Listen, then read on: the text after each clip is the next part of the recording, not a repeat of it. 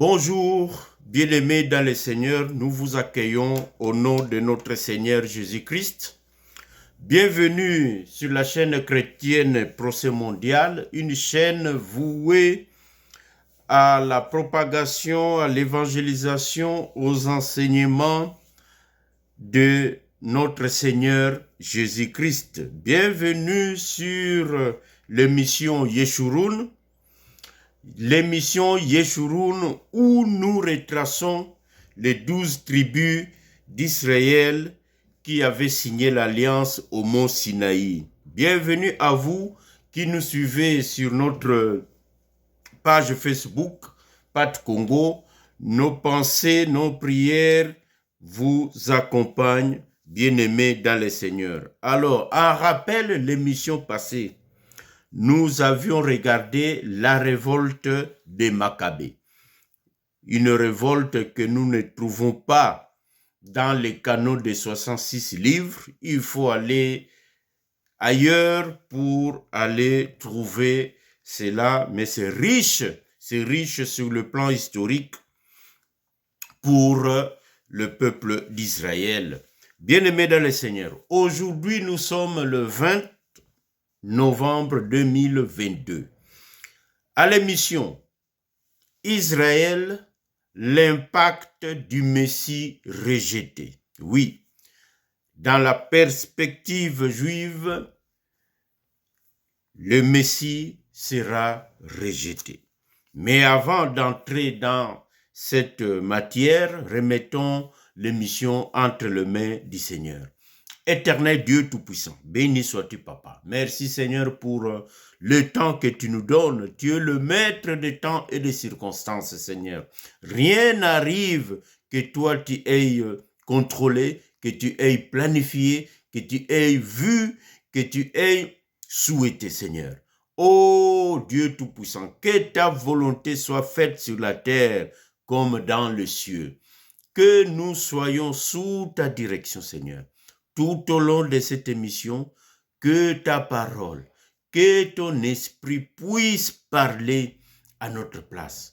Ô Éternel des armées, que nos bien-aimés, que toute personne qui suivra cette émission puisse être édifiée. Que la personne qui suit puisse être transformée. Celle qui n'a pas encore donné sa vie à Jésus-Christ puisse prendre la décision ultime, Seigneur, la décision cardinale et fondamentale, car toi, tu es le véritable Messie. Tu es le véritable Christ, Seigneur, contrairement à ce qui s'est passé en Israël. Gloire à toi, Papa. Ainsi, nous t'avons prié au nom puissant de notre roi des rois. Nous disons le Seigneur Jésus-Christ. Amen. Israël, l'impact du Messie rejeté. Oui, il sera rejeté, mais les conséquences sur Israël, ou si vous voulez, son impact, son arrivée, va bouleverser l'ordre du monde, l'ordre d'Israël et la religion d'Israël. Nous sommes dans cette émission Yeshurun, nous sommes dans Deutéronome chapitre 4, du verset 25 au verset 32. Deutéronome chapitre 4 du verset 25 au verset 32. Nous sommes vraiment aux confins des prophéties de Moïse dans ces passages. Nous avions vu d'abord le passé, le présent, et là nous nous projetons vraiment vers la fin de l'émission Yeshurun. Nous allons voir l'impact que le Seigneur Jésus-Christ va laisser, même si il sera rejeté en Israël. Bien-aimés, juste une mise en garde ici que nous n'allons pas traiter tous les aspects du sacerdoce. Nous n'allons pas traiter ici ce que nous avions appelé les deux oiseaux de Noé, c'est-à-dire le corbeau et la colombe. Rappelez-vous les paraboles prophétiques de Noé et les paraboles prophétiques d'Abraham. Ici, donc, nous n'allons pas traiter en détail Genèse chapitre 8, tel que nous l'avions fait pour Noé et pour Abraham plus tard. Nous avions promis une émission à part où nous parlerons de deux oiseaux de Noé, les corbeaux et la colombe. Même si dans la présence de notre Seigneur à Jérusalem, il y aura les rencontres, il y aura des croisements, il y aura des transformations entre les corbeaux et la colombe. Oui, il y aura beaucoup de rencontres, mais nous mettons l'émission à part. Si Dieu nous prête vie, l'année prochaine, dès le début, désolé, une toux qui ne veulent pas partir, dès le début, je disais, de l'année prochaine, nous allons commencer dans l'émission Le Juste, un enseignement sur les sacerdoces, les deux types de sacerdoces. Que Dieu nous prête vie, que Dieu nous prête le savoir, la connaissance et les révélations qui viennent avec. Qu'il ajoute. C'est une promesse qui date d'un an et demi déjà, mais que nous devons réaliser. Donc, à suivre. Donc, ici, nous allons regarder seulement sous l'aspect d'Israël l'impact du Messie. Mais, finalement, qui est le Messie pour Israël? C'est qui doit être le Messie? Une question fondamentale. Mais rappelez-vous que nous avions dit que Adam était une terre rare, c'est-à-dire des métaux précieux qui enrichissent le propriétaire, c'est-à-dire des révélations immenses qui sont contenues dans le bien-aimé Adam. Cela amène un enrichissement, c'est-à-dire une connaissance fine des prophéties, des révélations riches pour quelqu'un qui maîtrise le bien-aimé Adam. Pour Noé, nous avions dit que Noé était un scandale géologique. Donc, si vous avez toutes les richesses comme un pays riche comme le Congo, qui avait été traité par les Européens des scandales géologiques, évidemment, c'est bel et bien la vie du bien-aimé Noé. Donc, si vous comprenez sur le plan spirituel Noé, vous êtes un homme riche, très très riche en révélation. Quant au bien-aimé Abraham, nous avions dit qu'Abraham, c'est un puits d'hydrocarbures. Donc, c'est le pétrole, c'est le gaz naturel, c'est l'huile, bref, c'est plein de choses qui coulent à flot quand vous maîtrisez le bien-aimé Abraham. C'est comme posséder toute la richesse d'hydrocarbures d'un pays comme un pays africain, voilà, le Gabon, ou un pays en Asie, le Koweït, l'Arabie Saoudite, au Moyen-Orient, bien aimé. Donc, vous êtes un homme riche, mais sur le plan spirituel. Alors, tous ces trois, Adam, Noé et Abraham, ne reflètent, ne parlent que d'un homme. Les trois pointes, les trois préfigures, c'est lui qui devra venir. Le dernier des trois, c'est le Seigneur Jésus-Christ. Alors, le Seigneur Jésus-Christ, il est la somme de ces trois. Il est la somme de toutes les richesses du monde. Il est la somme de toutes les révélations de la Bible. Il est la somme de toute la parole de Dieu. Il est la totalité de la parole de Dieu. Apocalypse chapitre 19, verset 13. Le bien-aimé Jean dit, son nom d'abord est imprononçable, oui, mais pour donner un titre, son nom est parole de Dieu. Donc, il est la totalité d'Adam, la totalité de Noé, la totalité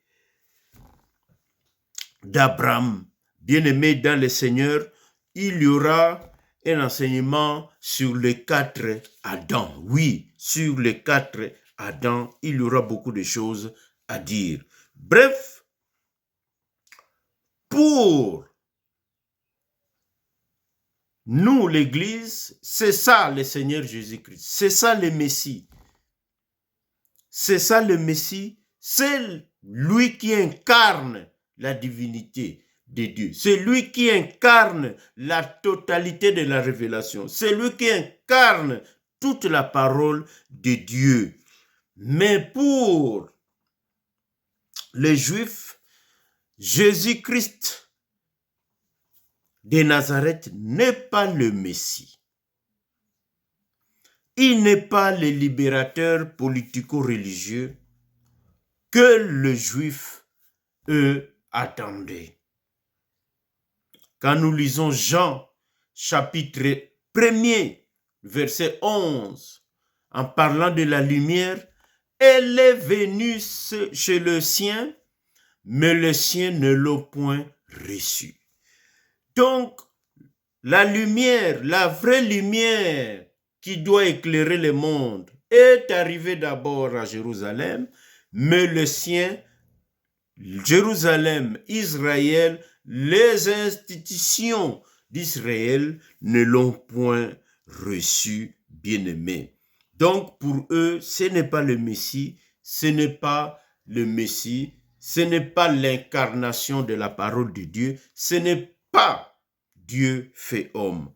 Donc, eux attendaient un libérateur politique d'abord, dès son arrivée, et un libérateur religieux ensuite. Donc, mais pour l'Église, pour nous, l'homme de Nazareth, Jésus qui sillonnait, qui marchait dans les rues de Jérusalem,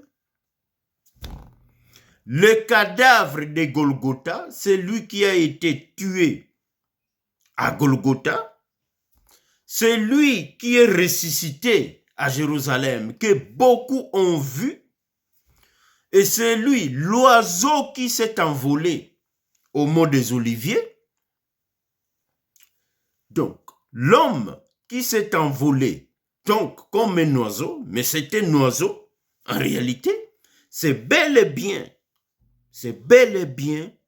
le Christ, c'est bel et bien Dieu fait homme, c'est bel et bien Jésus de Nazareth, le Christ qui devrait venir. Il n'y a aucun doute, voilà pour nous, c'est lui le Messie. Mais pour Israël, ce n'était pas encore le Messie. Mais son impact, venons-en, son impact sur son peuple, sur tout le système, va être foudroyant. C'est comme un astéroïde qui frappe la Terre, l'impact.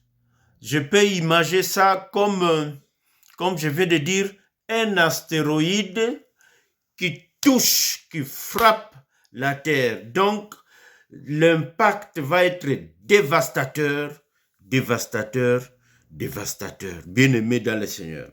Rappelez-vous,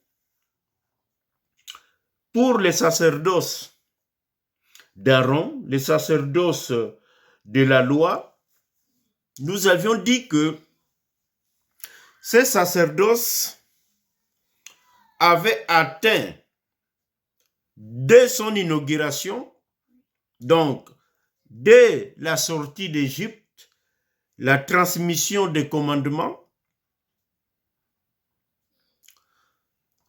il avait atteint son apogée, il avait atteint le zénith de son fonctionnement, c'était à l'époque de Salomon. Quand Salomon a dédicacé les temples.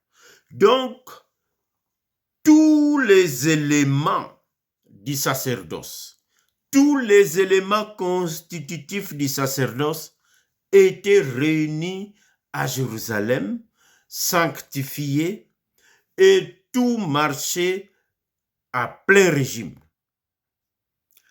Quels sont ces éléments? Rapidement, il y avait l'arche, symbole de la présence de Dieu, symbole catalyseur même de l'unité nationale, l'arche.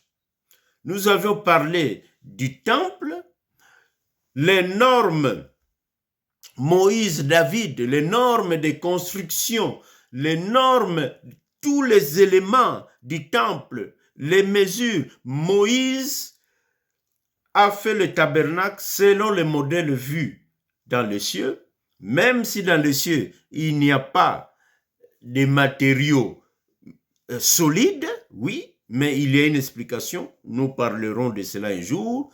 Et David avait reçu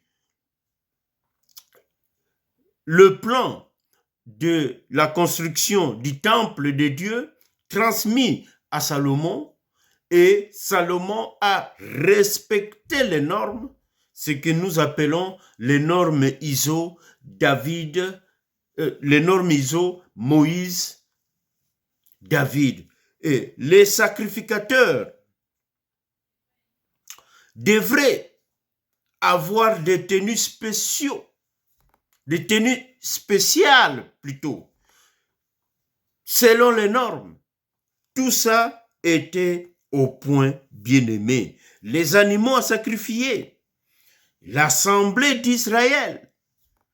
Sans l'assemblée d'Israël, il n'y a pas le sacerdoce d'Aaron.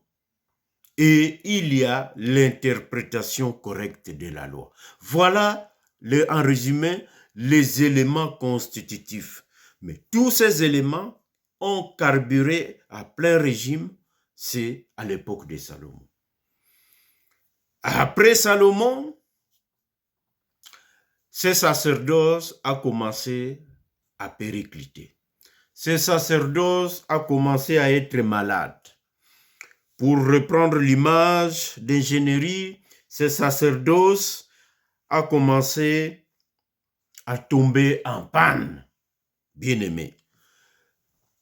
Un à un, la plupart des éléments précités vont commencer soit à faire défaut, soit à être absents à Jérusalem. Je prends l'exemple de l'arche. Bref, c'est le diagnostic que nous posons, que la parole de Dieu pose. Quand Jésus naît à Bethléem, les sacerdoces d'Aaron étaient déjà quasiment à l'agonie. La plupart des éléments n'étaient plus présents. L'arche n'était plus présent. Le temple n'était plus le même. Donc, les normes ISO, Moïse, David n'étaient plus respectées parce que c'était le temple construit par Hérode. Les animaux à sacrifier, c'était devenu, le temple était un commerce. Rappelez-vous, quand le Seigneur va chasser les vendeurs du temple, donc les animaux n'étaient plus selon les normes. Les sacrificateurs, les premiers d'eux, c'était la corruption. Rappelez-vous l'émission que nous avions vue à l'époque des Maccabées. Cela a continué. Les souverains sacrificateurs, il suffisait de corrompre par-ci, de corrompre par-là pour accéder à cette fonction hautement importante pourtant sur le plan sacerdotal. Et l'Assemblée d'Israël en elle-même, rappelez-vous, il y a eu des déportations. Même s'il y a eu quelques retours, ce n'est pas tout le monde qui était revenu. Il y a eu pratiquement 10 tribus perdues.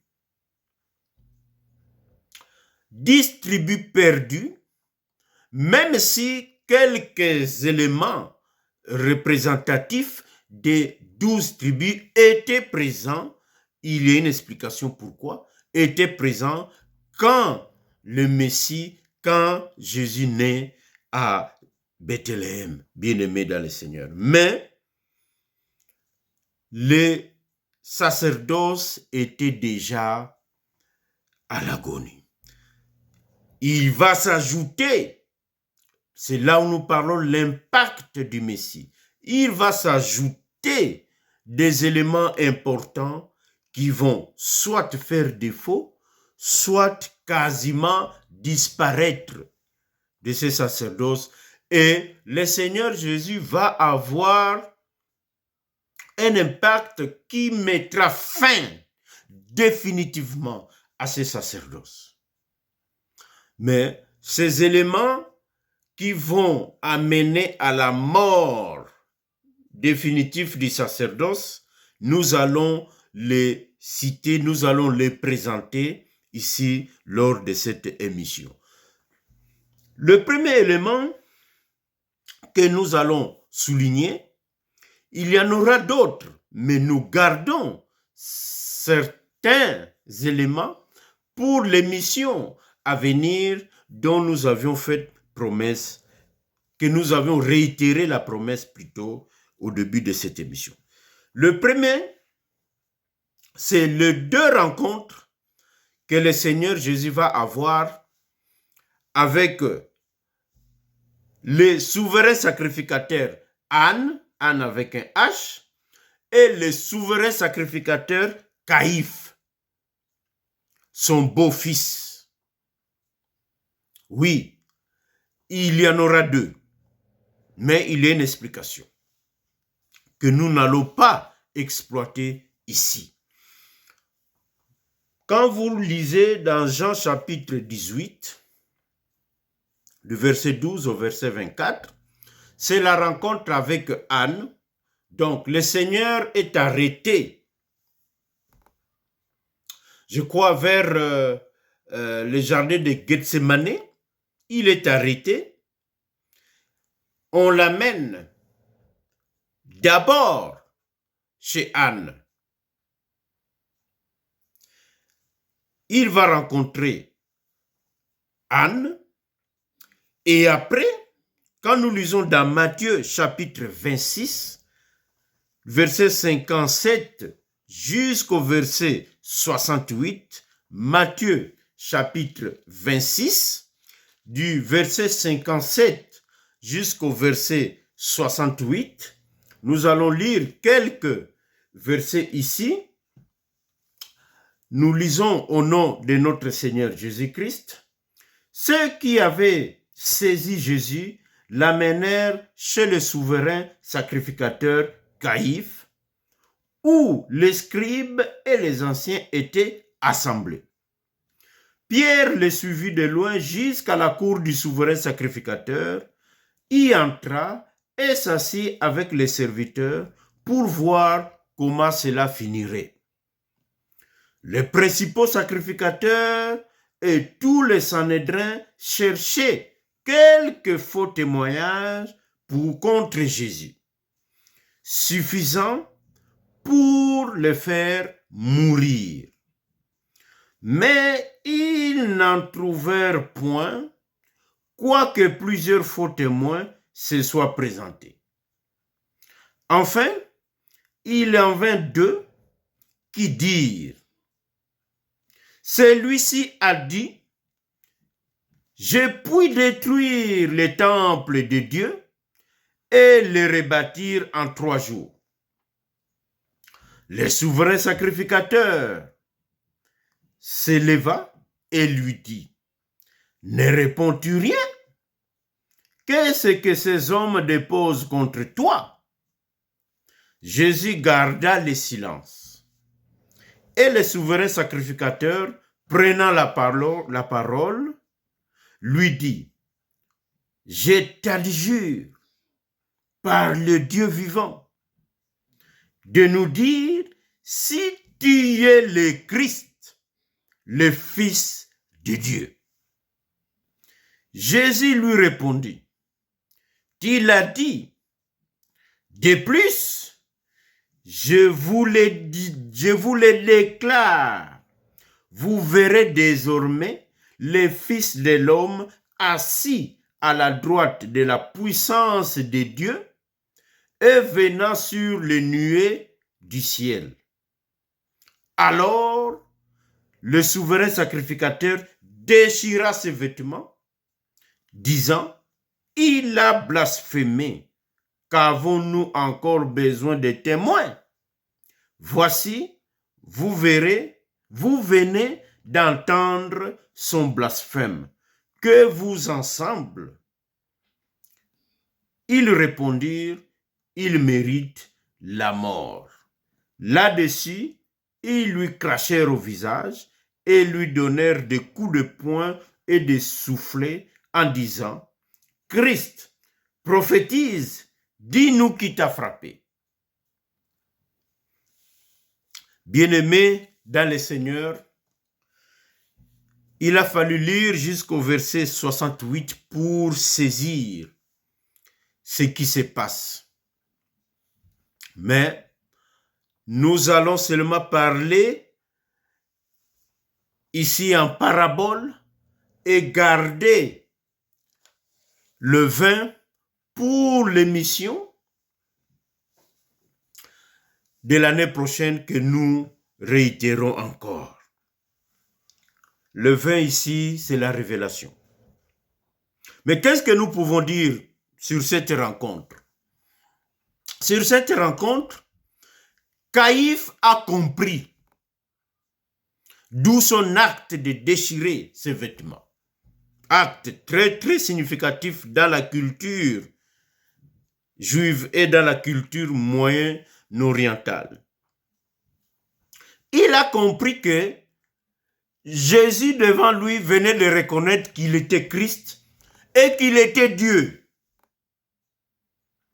Parce que dans la pensée juive,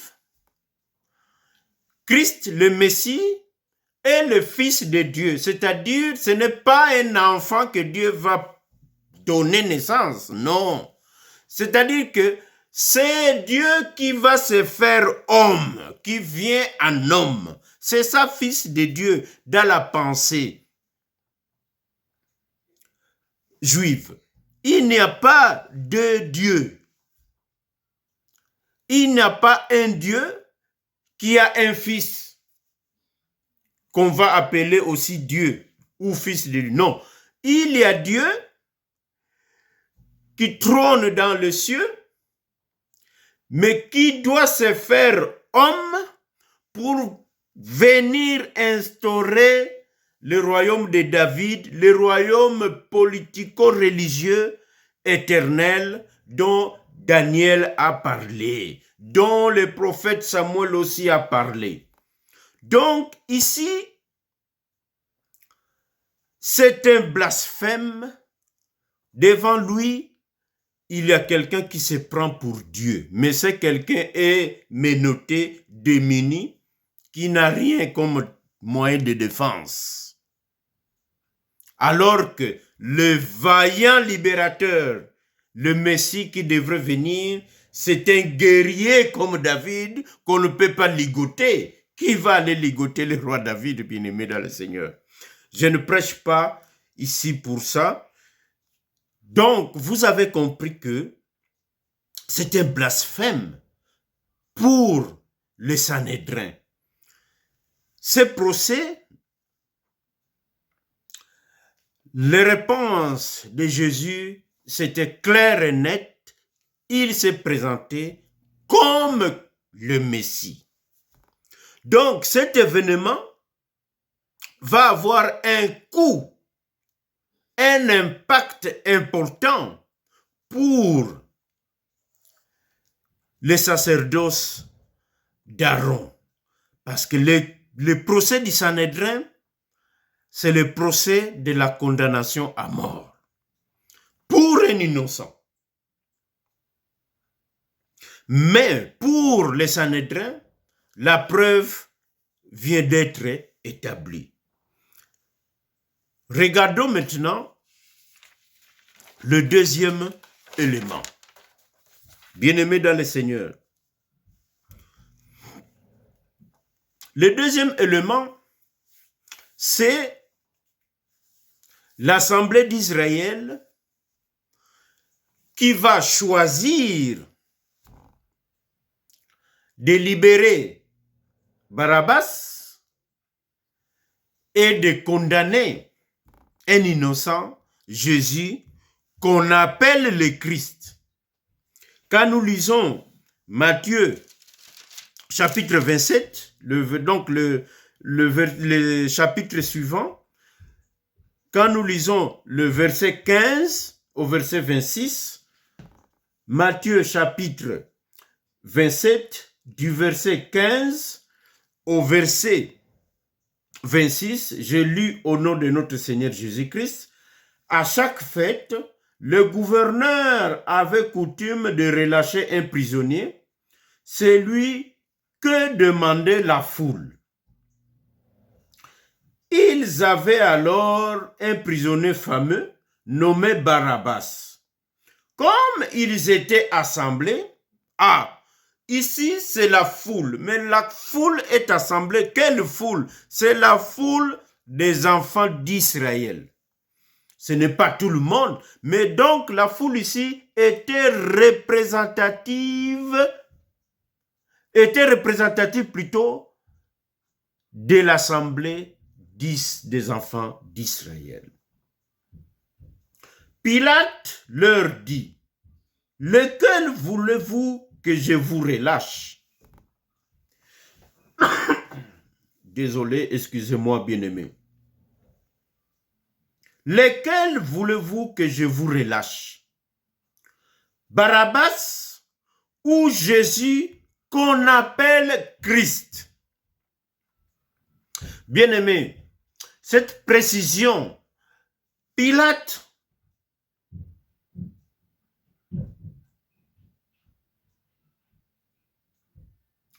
il s'agit de Pilate, oui. Pilate a précisé devant la foule, Barabbas ou Jésus qu'on appelle le Christ, qu'on appelle Christ.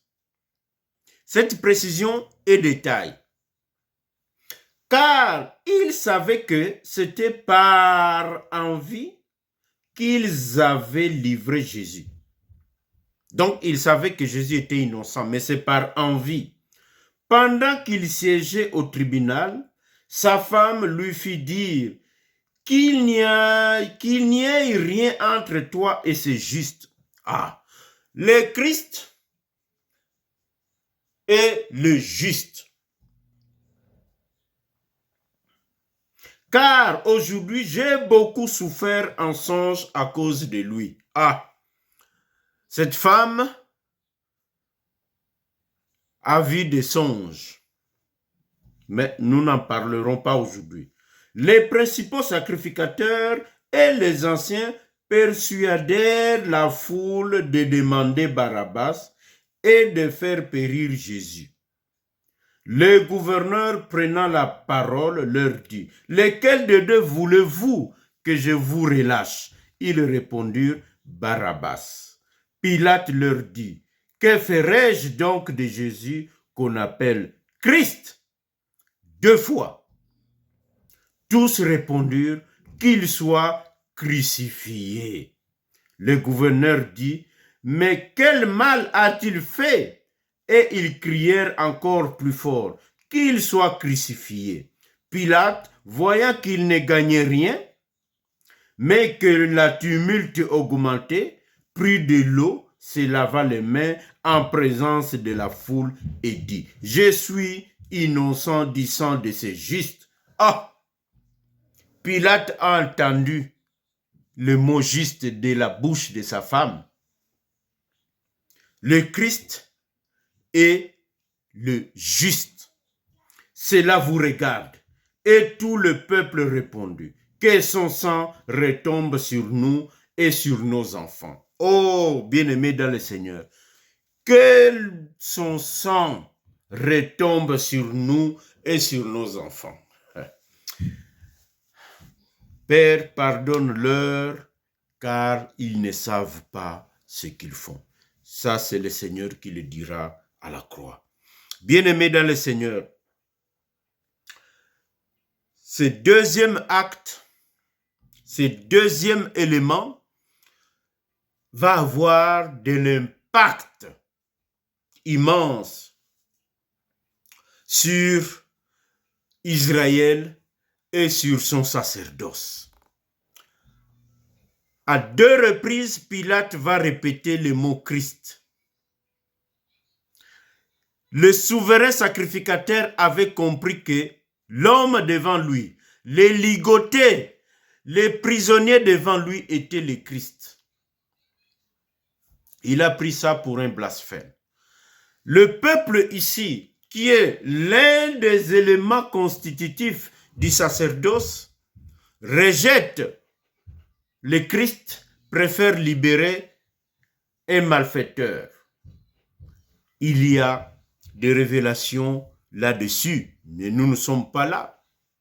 Le peuple, l'assemblée d'Israël venait de rejeter le Christ.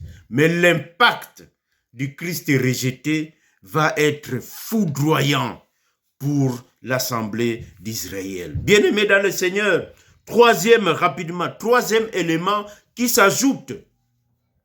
Troisième élément, c'est le déchirement du rideau bleu du temple. Le déchirement du rideau bleu du temple. Nous trouvons ça dans Matthieu, le même chapitre, mais le verset 51. Les rideaux bleus représentaient quoi? Les rideaux bleus dans le temple représentaient le ciel. Le ciel est bleu, et Dieu avait ordonné à Moïse de séparer le lieu très saint du lieu saint par un rideau bleu. J'aime la décoration. Mais les rideaux bleus représentent le ciel. Si vous prenez le temple, le tabernacle, si vous prenez même le temple, vous le mettez debout, parce que c'est pour cela que nous disons que le temple était horizontal, parce que il devrait avoir quelqu'un qui devrait venir mourir. C'est un sacerdoce de la mort, le sacerdoce d'Aaron, et que si vous soulevez la résurrection du temple, vous mettez le temple debout, le lieu très saint doit se retrouver au sommet. Donc, la résidence de Dieu, c'est au ciel, et les rideaux bleus qui séparaient le ciel et le ciel et le ministère, c'est-à-dire le deuxième étage, car le niveau supérieur, c'était le lieu très saint qui était au troisième étage. Troisième étage, troisième niveau. Deuxième niveau, c'était le lieu saint. Le ministère, c'est là où le domaine d'exercice des sacrificateurs. Et au niveau premier, donc le rez-de-chaussée, selon le norme nord-américain, il n'y a pas les zéros. Donc, le rez-de-chaussée, le niveau 1, c'était le parvis. Donc, les rideaux bleus représentaient le ciel, la séparation du ciel et du ministère, le lieu saint. Mais pour les Juifs, les rideaux bleus, c'était la protection contre la gloire de Dieu. N'y entrer seulement une fois par année que le souverain sacrificateur avec toute la protection nécessaire. Celui qui entrait là-bas en violation mourait automatiquement. Bien-aimé dans le Seigneur. Donc, le déchirement, c'est-à-dire lorsque le Seigneur remet son esprit, il meurt à la croix à Golgotha. La parole nous dit que les rideaux du temple furent déchirés de haut en bas. C'est-à-dire que ce n'est pas du bas en haut, parce que c'était du bas, ça devrait avoir l'aide de quelqu'un pour le déchirer du bas en haut, mais à partir du haut en bas, c'est-à-dire que c'est sans aide d'une personne humaine. Bien-aimés dans le Seigneur, dans la perspective juive, c'est très grave ce qui s'est passé au temple, car même si l'arche n'était plus là, mais l'illusion ou la crainte d'y entrer persistait. Mais avec le déchirement, ça veut dire que tout le monde pouvait voir le lieu très saint et mourir. Alors que pour l'Église, l'explication est autre. Bien-aimés, la voie, le chemin qui conduit vers le ciel était maintenant ouvert.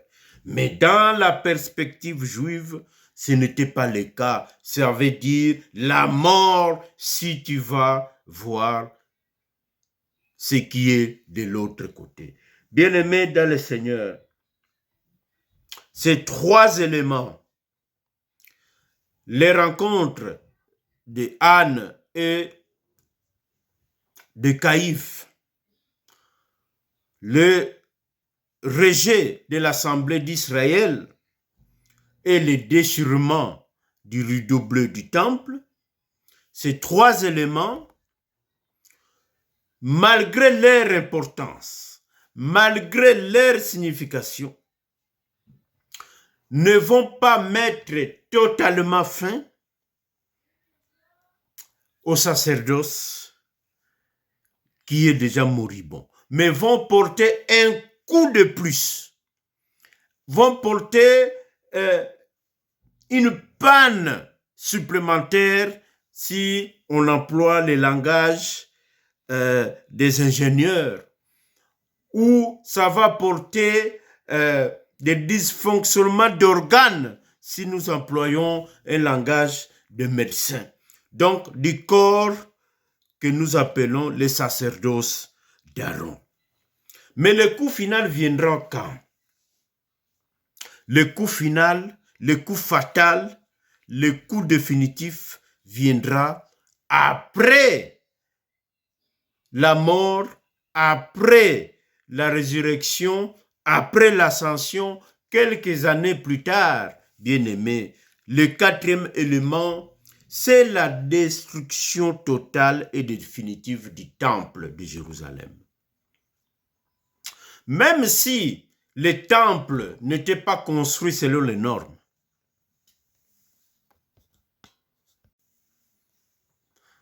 je disais donc, même si le temple que le Seigneur Jésus a trouvé n'était pas construit selon les normes, ISO, Moïse, David, mais symboliquement, le temple faisait encore office.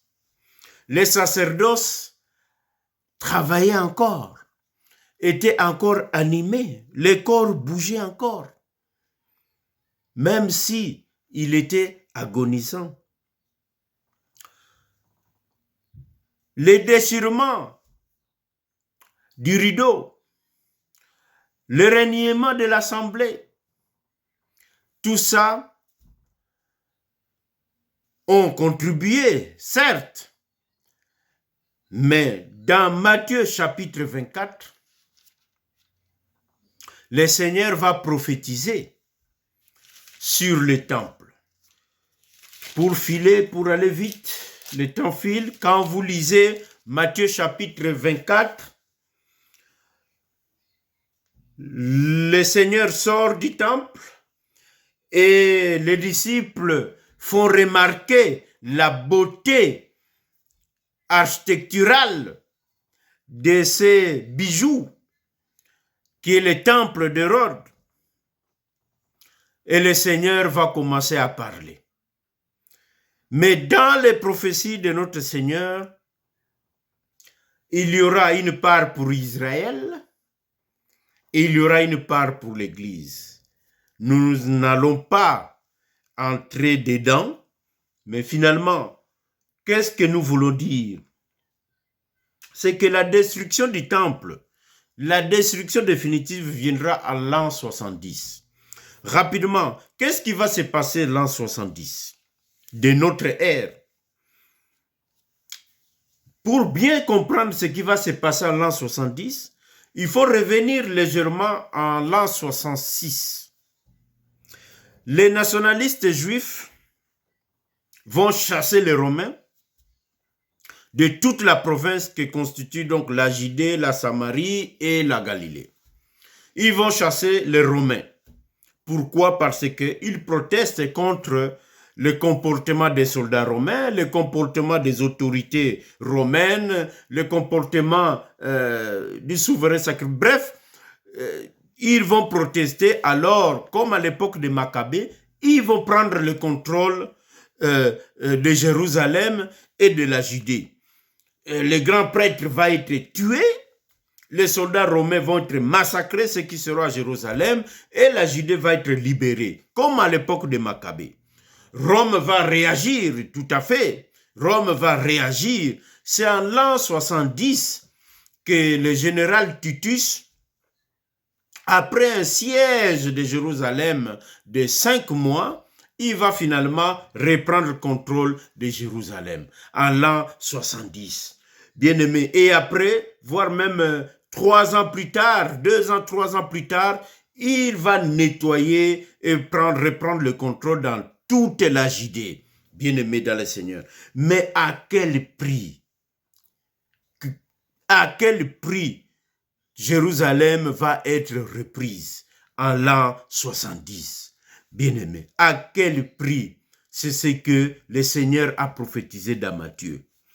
Les habitants de Jérusalem, c'est-à-dire l'assemblée d'Israël, qui sont à Jérusalem et dans toute la Judée, vont être brutalement massacrés. Le sang va couler à Jérusalem comme des rivières, bien-aimés. Les femmes vont être... Non, je vous épargne le détail.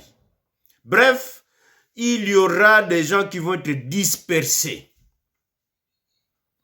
Si vous n'êtes pas massacrés, vous allez être dispersés de Jérusalem et de la Judée. Les gens vont fuir. Le temple va être brûlé avant d'être pillé d'abord. Le temple laissé par Hérode que notre Seigneur a visité va être brûlé, entièrement brûlé. C'est ça qu'il ne restera pierre sur pierre. Bien-aimés dans le Seigneur, tous les trésors ramenés à Rome, jusqu'aujourd'hui, il y a des tableaux qui représentent ce qui s'est passé en l'an 70. Bref, en partie, Matthieu chapitre 24 va être réalisé dans la pensée juive, dans la perspective juive. Depuis ces jours-là, jusqu'à aujourd'hui où nous faisons cette émission, bien-aimés dans le Seigneur, c'est-à-dire après 1952 ans à peu près, tous les éléments constitutifs du sacerdoce d'Aaron ne sont plus réunis à Jérusalem. Tous les éléments dont j'ai précité, ils ne sont pas réunis à Jérusalem. Cela veut dire quoi? Cela veut dire c'est la mort du sacerdoce en l'an 70 de notre ère. C'est ça l'impact que le Messie, malgré qu'il fut rejeté par Israël, c'est ça l'impact que le Messie a eu lors de son passage. Et jusqu'aujourd'hui, Israël attend le Messie. Bien-aimés dans le Seigneur, pour finir, pour l'Église, c'est une autre histoire. La parenthèse Église venait de s'ouvrir. Comme Israël aussi était une parenthèse qui s'était ouverte avec Abraham, oui, avec Abraham, elle va se refermer avec la destruction définitive du temple en l'an 70 de notre ère. Mais pour l'Église, c'est la parenthèse qui venait de s'ouvrir. Il y aura de nouveaux éléments constitutifs de nouveaux sacerdoces, mais ces éléments sont spirituels, bien-aimés dans le Seigneur. Nous regarderons ces éléments, tous les détails, dans l'émission l'année prochaine que nous souhaitons vivement, bien-aimés dans le Seigneur. Voilà l'impact que notre Seigneur Jésus-Christ, le Messie d'Israël, même s'il a été rejeté, mais son impact, c'est comme un astéroïde qui est passé, qui est tombé à Jérusalem, bien-aimé dans le Seigneur. Nous ne disons pas ça pour se glorifier. Non, non, non, non. Nous disons que Israël, nous verrons lors de notre émission prochaine dans Yeshurun, nous regarderons que si les institutions ont rejeté le Messie, ce n'est pas le cas des individus comme Pierre, ce n'est pas le cas des individus comme Jean, bien-aimés. Eux, ils n'ont pas rejeté le Messie. Gloire soit rendue à Dieu. Donc, vous comprenez que l'impact du roi, l'impact du Messie est foudroyant pour Israël. Et notre prochaine émission, nous regarderons le temps mort d'Israël. Nous verrons le temps mort d'Israël entre l'an 70 jusqu'à 1948. Qu'est-ce qui s'est passé en 1948? Bien-aimés dans le Seigneur, nos coordonnées s'affichent. Appelez-nous si vous avez des questions ou des commentaires. Nous sommes toujours ouverts. Et si vous avez besoin de prières ou d'exhortations, appelez-nous. Nous sommes toujours disposés pour servir le Seigneur. Avant de finir, nous allons remettre la fin de notre mission entre les mains de son propriétaire. Éternel Dieu Tout-Puissant, merci Papa. Toi, le Messie rejeté, toi, le Dieu fait homme qui a marché dans les rues de Jérusalem, toi que tout le monde a vu grandir à Nazareth, toi qui as été crucifié à Golgotha, mais toi aussi ressuscité et qui s'est envolé au mont des Oliviers. Oh, gloire te soit rendue, Père. Tu as été rejeté, mais à tous ceux qui l'ont reçu,